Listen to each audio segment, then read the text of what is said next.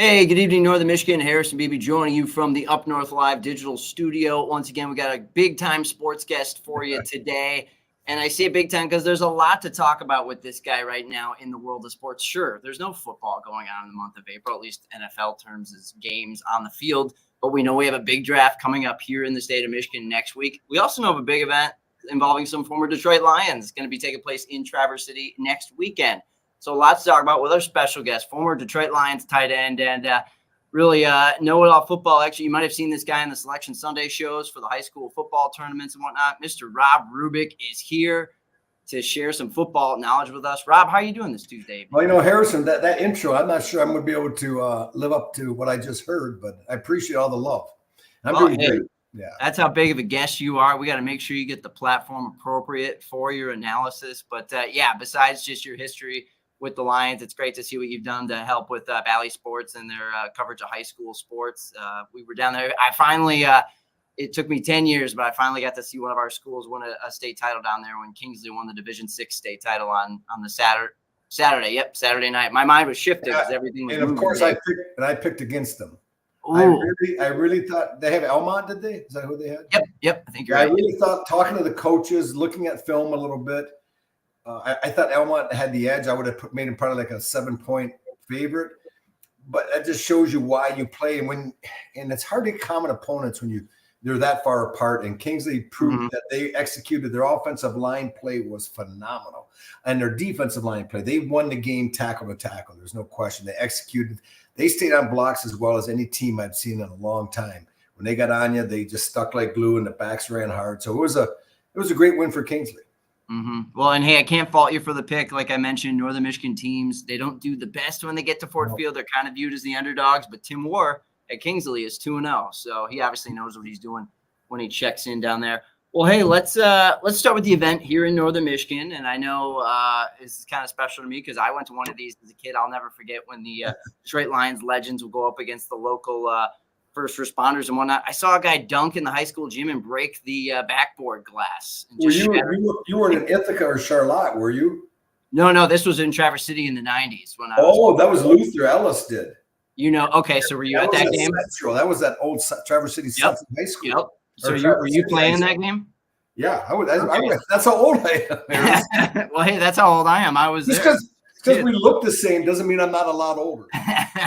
Well, hey, I'm sure you had a good stat line that night, and I'll never forget. It was right, and then they just called the game. I think there was still time left, but there's like, what are you going to do? We have a shattered backboard. We can't play this game anymore. But you guys, next Saturday, you're playing at Traverse City West this year, and I saw rattle off some of the guys that'll be with you. I saw it's a 3-day road or 3-game trip. We start out in Alpena Friday night, and then we'll play Traverse City West on Saturday afternoon, and we end up in Cadillac. And one guy that plays every game with me is Herman Moore, but he's just going to do Alpena because he has an appearance down at Soaring Eagle, I think, on Saturday. So I'm going to have to replace him. But Corey Schlesinger, the greatest fullback in the history of the Lions, will be there.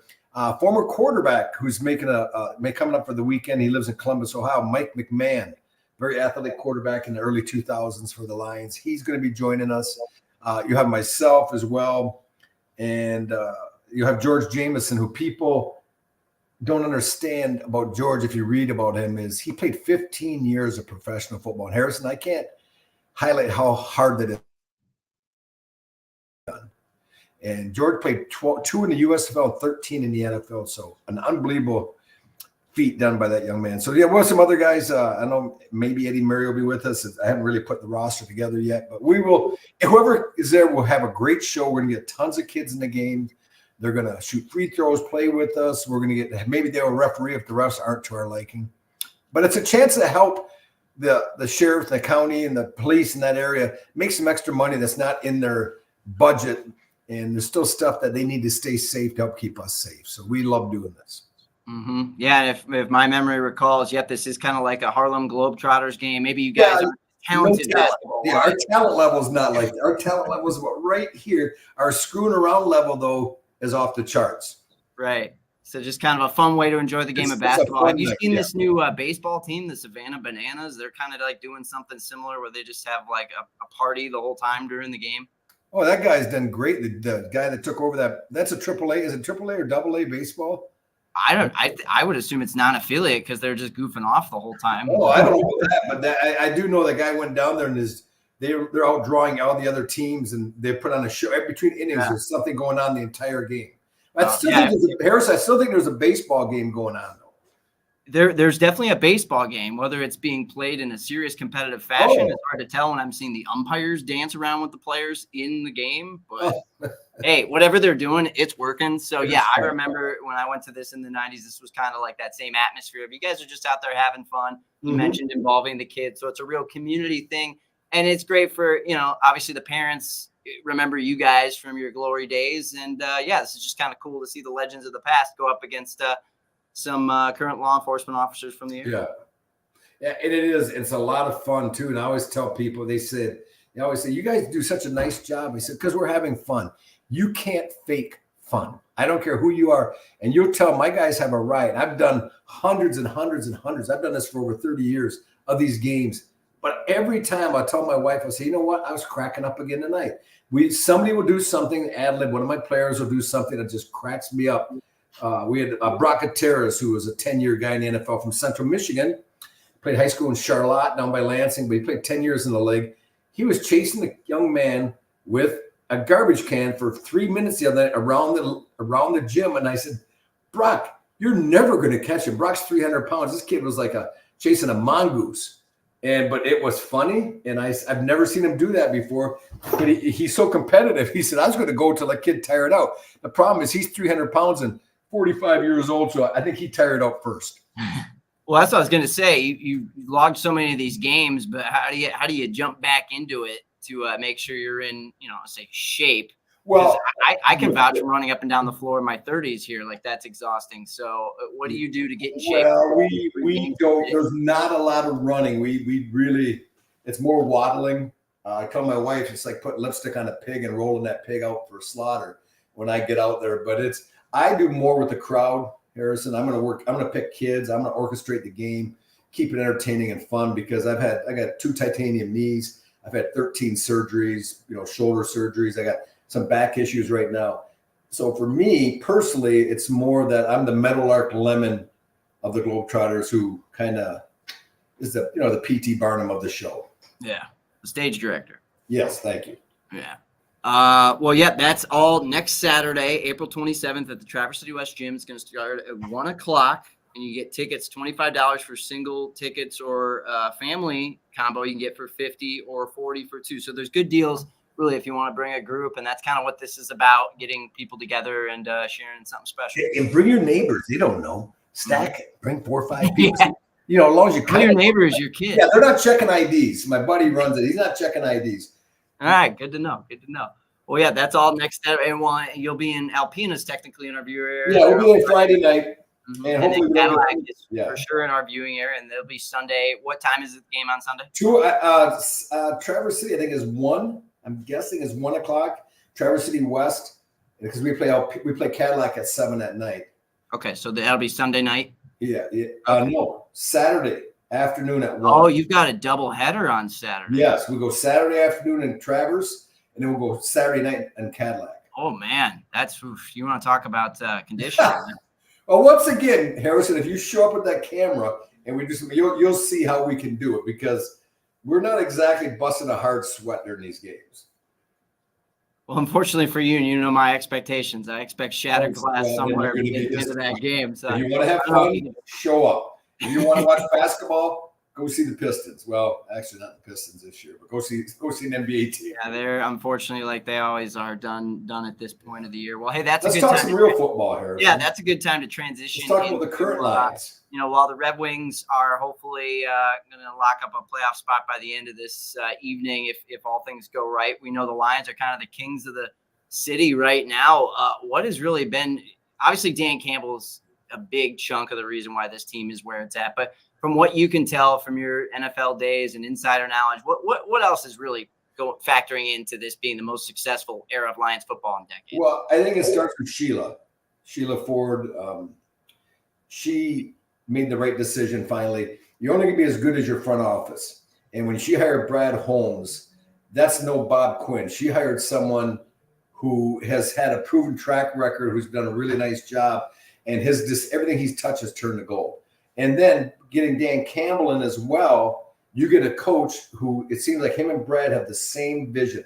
They don't want to go get the top free agent and overpay for the stardom. They're going to go get the second or third free agent, pay a lot less, but still get a quality football player who's maybe every bit as good. And my son last year, when they were starting off, and there was a few games where here they go, same old lines, the team's coming back, and I'd get all panicky and pissy kind of. And he would just say, Dad, relax. He says, they're good. He said, this is not smoke and mirrors. They have talent and they have personnel, and they do, Harrison. They have elite players. I mean, you look at, offensive line I think is the best in the NFL. If not the best, it's one of the top three. Mm-hmm. You look at, Penei Sewell and Decker, and you have Ragnow if his toe can hold out, and you had Jonah Jackson, who I love, but you replace him, you might upgrade now with the guy they have coming in.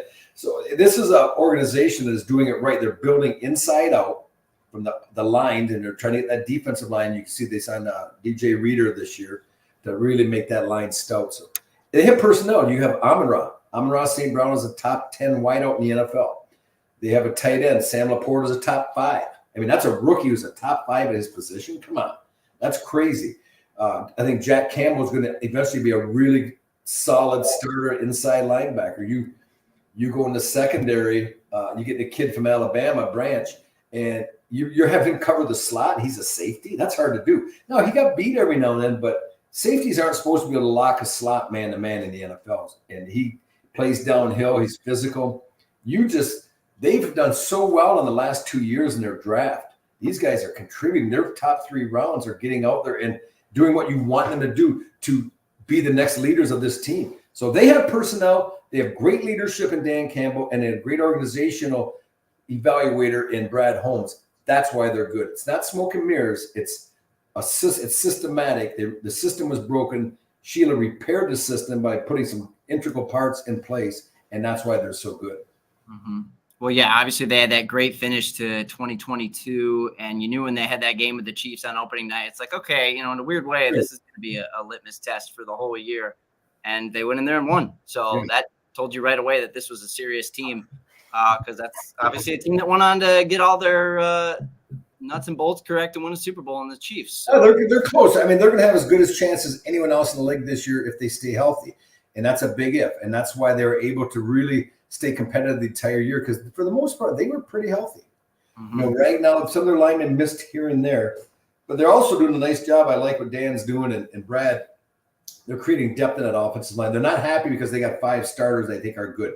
They're trying to get other guys to come in that are good. So if the starter has to sit out because he's hurt, you just put in another guy that can really not miss a beat.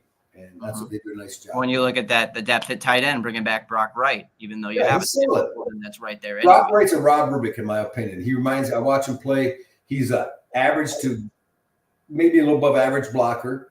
He has average to above average speed, but he grabs the ball, he's physical, and he gives you every play, he's going to the whistle. And I told people, when you're in the NFL, you have basically, let's say 25 guys that play between offense and defense. Of those 25, there's only 3 or 4 week after week that need to win games for you, Harrison. The other 20, just don't lose it. Don't get a holding call. Don't drop the ball if they throw it to you. Run the right pass route. Moving forward. Yeah, and move the right protection. If you can do that, your Barry Sanders, your Herman Moores, your Jared Goff, they will make plays somewhere that'll swing the game in your favor. Quick side question. Did you watch the Barry Sanders doc on Amazon? Well, I watched it and I loved it, but it was not a document. Let's not fool ourselves. That was no document. That was a very highlight film. I mean, documentaries tell you stuff that you didn't know. What did we watch that we never knew? What did you learn from that we did not know? I didn't know he and his sons went out to lunch in London. That was an eye opener. Touche. I had forgotten that he went there after the retirement, and that's where he went to hide from all the media. So that was kind of like, oh yeah, that's why this is so significant. And they almost probably suggested. I know Scott Mitchell kind of got kind of wound up about it. And after watching it, I'm not really sure why, except for the fact he doesn't really get mentioned in it. But it's not like they were beating him up in the documentary either. They weren't being real negative towards Scott. And I know Scott, and I think Scott was a pretty dang good quarterback. people, give a lot of credit to Herman, who was great, and Brett Perriman and Johnny Morton. They had good receivers. Mm-hmm. And their offensive line was okay, but Scott was good. You give him time, he was a pretty good Q. I mean, besides, Matthew obviously has been the best, in my opinion, the best we've had. And then I throw Goff in there with Scott Mitchell. Some people are going to kill me for that, but different type of quarterbacks, different type of teams. I think Jared Goff needs to realize here when we try to sign him, he's not going to have this type of success with any other team. Any other team in the NFL, he will not be that good. Now, you watch the Lions, Harrison. If you take Patty Mahomes off that Kansas City team and you put Jared in there in that game, does Kansas City win the Super Bowl?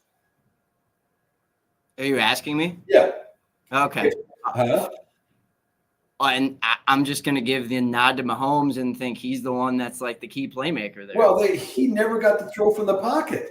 He ran that whole game, almost every completion, and that's Jared's kryptonite. He can't move. Right. If you protect him, he is accurate. He is smart. He will go. He will move defenses. He can do it all. But I call him a 7-on-7 quarterback, where if he's protected, he's as good as all of them. I don't want him anyone else. I'll take Jared Goff. But in today's game, if you can't move, it's tough. And Patty showed that. He had to run an ad-lib about every pass play in that game where he was under pressure and under duress, but he's still able to make plays. So I want Jared to realize that and say, listen, maybe I don't need $55 million to be paid like a top quarterback. Give me $40 a year, guarantee it, and I'll be content because I'm playing with a great offensive line. I'm with the organization that's going to be on the upswing and should be competitive for the next 3 to 4 years. Wouldn't you? I mean, I guess there's a lot of difference between 55 million and 40, but it's still more than we make together. Well, speaking of salaries, did you see the salary that Caitlin Clark is getting in her first year with Indiana? You didn't know that? How low the salary is? Harrison, we just looked it up. I was trying to explain to someone. The highest paid player in the WNBA, we looked up, was making about 210. It was this Bella Donna, whatever her name. I think she's Australian. She signed a deal for $420 million for 2 years, or $420,000 for 2 years, and she was the highest paid player. But it's not that and I don't want people up in arms, but you can't pay someone when you don't have money. There was no one going to the WNBA. Were they, besides their kind of minuscule TV deal they had, they can't pay players. Now, if all of a sudden Caitlin Clark can infuse this league and all of a sudden people start going to games and they get a bigger TV deal, their salaries are double, triple in a couple of years. Yeah. And that's, I think, what's going to be one of her biggest legacies is expanding the financial improvements for the league as a whole. And it's crazy to think that one player is going to do that because, in my mind, Jordan wasn't the only player to do that in the NBA. It was several guys. Well, Bird and Magic really did it. Right. The NBA was struggling. You're not old enough, but when Larry Bird and Magic Johnson in 1980 came into the NBA, because the NBA was kind of had a bad image because after the merger with the ABA in the early 70s, it just really didn't get going again. But when Bird Magic came in, it created a East Coast, West Coast rivalry. Two polarizing figures. They played in college in the national championship game, so it was perfect. The NBA had to be loving it. So Caitlin Clark can be that one. She does something that no other woman does. That's take 35-foot threes. I mean, she has something that is a male spectator. And I tell people, you can't ever compare women's basketball to men. That's not fair to either. Because you got to compare women's basketball to women's basketball. Mm-hmm. And the product I'm seeing now, to me, is as good as it's been. They're getting better. They're shooting farther. They're starting to jump a little higher. They're making mid-range shots. I watched a lot of women's this year. I have my niece is from Standish Sterling, and she went to Toledo on a scholarship. She's a tremendous high school. She scored 2,300 in high school. Wow. So, yeah, that's a lot of points. So I've been in the college basketball more. Actually, I called Eastern because I do Eastern Michigan football since '99, and I got to call Eastern Michigan's women's against Toledo's women this year. So that was kind of neat because my niece was there. So this all connections here, Harris. You get a lot. That's what people thought when they tuned in our stream. They get the WNBA breakdown from former Detroit Lions tight end Rob Rubick. Well, obviously the Lions can't draft Caitlin Clark. That's physically impossible for a lot of reasons. Who do you think they're circling in for that first round pick? Obviously, it's pretty late in the first round, but who's going to get that? The beautiful thing about this team now is they truly, truly can take whoever the best player is, who they think is the best player left that they watch in college. This guy is a dude. It doesn't matter what position he's at, they'll take him. That's what I think. Because they filled their need at guard by signing the kid from Cincinnati. I can't think of his name. But he's two-time All-Pro. They filled their need at D tackle when they got DJ Reader. They signed a couple defensive ends. They signed a couple corners. Those are their glaring holes. That's where they had to get better, and they did. Now, could they use another offensive lineman? Absolutely. Could you use a receiver? Sure. Although I think receivers in the NFL are a dime a dozen. You take the couple elite ones off the top. The other ones are all good. So I think you can, in a good system, you can roll 20 guys out there and be pretty good. So yeah, they take the best player, and it may be a lineman. I'm not sure who they'll take, but I'm excited to see. Yeah, it's tough to project late first-round picks when there's so much going on. What's your opinion of J.J. McCarthy shooting on up these leaderboards here the last few years? Well, I'm not a Michigan slappy, number one. I'm a state of Michigan slappy. So I pull for the Wolverines. I pull for the Sparties. I pull for Eastern. I'll pull for Western. I try not to pull for Central, but Grand Valley. I'm a Laker, anyways. I'm a Grand Valley guy, so it's. I know he's got arm talent. He reminds me in a kind of not a good way of the kid from BYU with the Jets. That came Zach. Come on, the quarter. Oh Zach, yeah. White. No, what's his the quarterback? Yeah, the guy who's in his pro day, he ran great. He made throws off balance 70 yards. He wowed the scouts, but he just. It didn't translate to the next level yet. No, I'm not saying he can't. What is his name? Come on, look on your phone. I'm looking it up. Yeah, I'm actually embarrassed myself Zach Wilson. Yeah, Zach Wilson. Yeah. He reminds me a little bit of Zach Wilson. The problem JJ found at Michigan, not a problem, but it is for the next level, is he didn't get a lot of volume. They didn't have to throw the ball a lot. He was not a typical college quarterback in today's game where they're throwing 30, 35 times a game minimum. He was throwing 15, 20 times a game. So he didn't get the same repetition.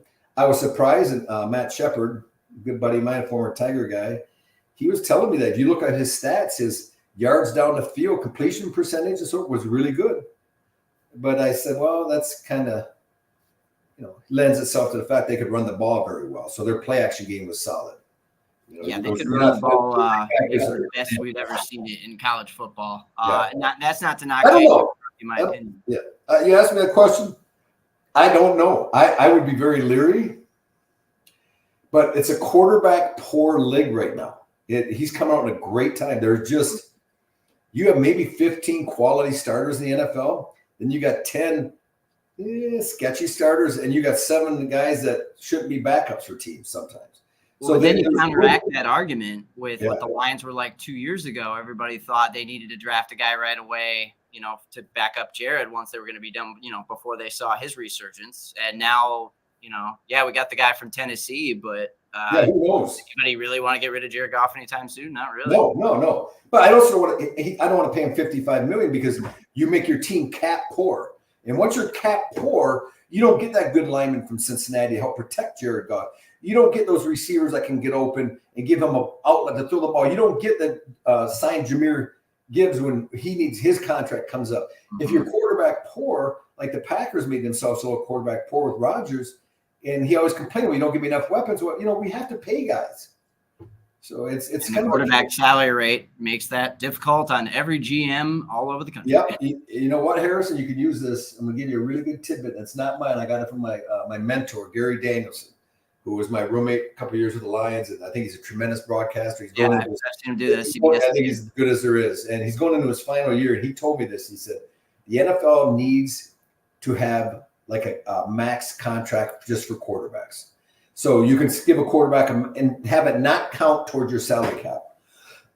So now you don't be quarterback. And teams, once you get a good quarterback, you don't have to make yourself poor to hold him once that first contract comes up, and you got to pay him $60 million. First of all, you make a cap. Okay, no more quarterback can't make more than 60, and it doesn't count towards your salary cap. I think that'd be really interesting. I think you see teams develop better teams all the way around. Mm-hmm. Yeah, it'd be like they throw the red jerseys on for practice on the salary cap books. They throw a red jersey on there too. Yeah, Well, my final question, having the draft in Detroit, the way they're going, I'm sure it'll happen again, but nobody knows for sure when it'll be. So to have this potential once in a fan's lifetime experience, it feels a lot similar to 2006 when they had the Super Bowl at Ford Field, and everybody's just really excited to welcome the grand stage of the NFL with open arms, and 300,000 plus projected. I know I'll be down there covering it.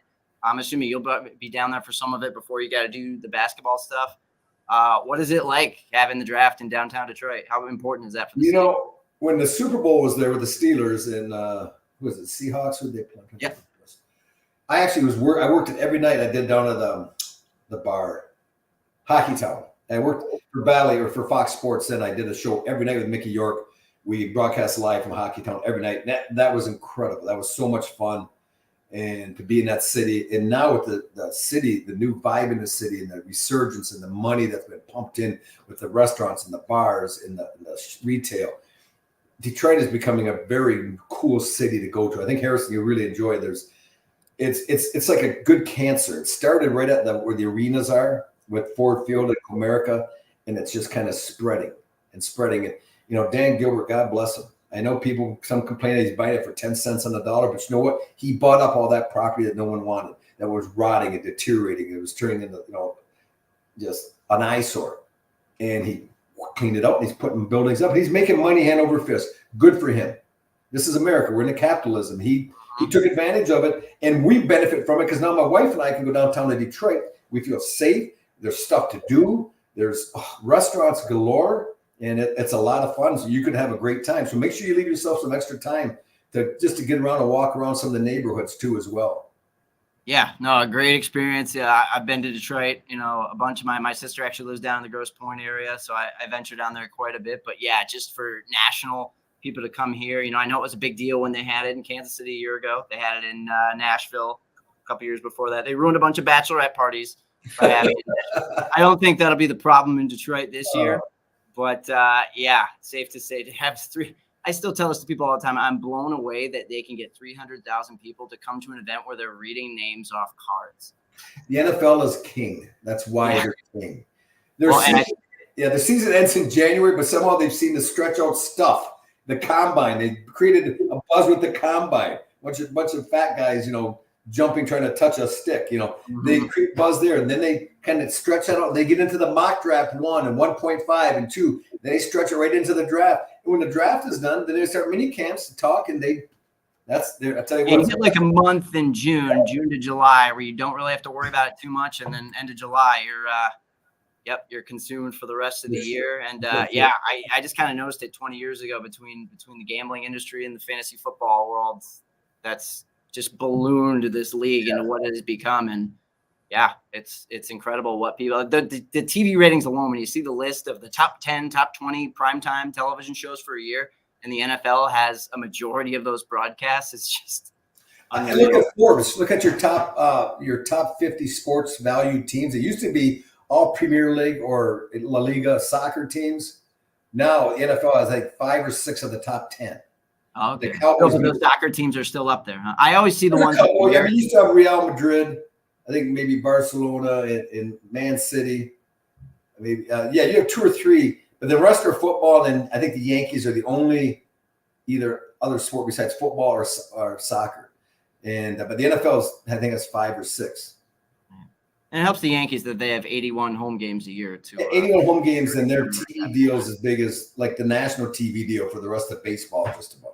Well, yeah, that too.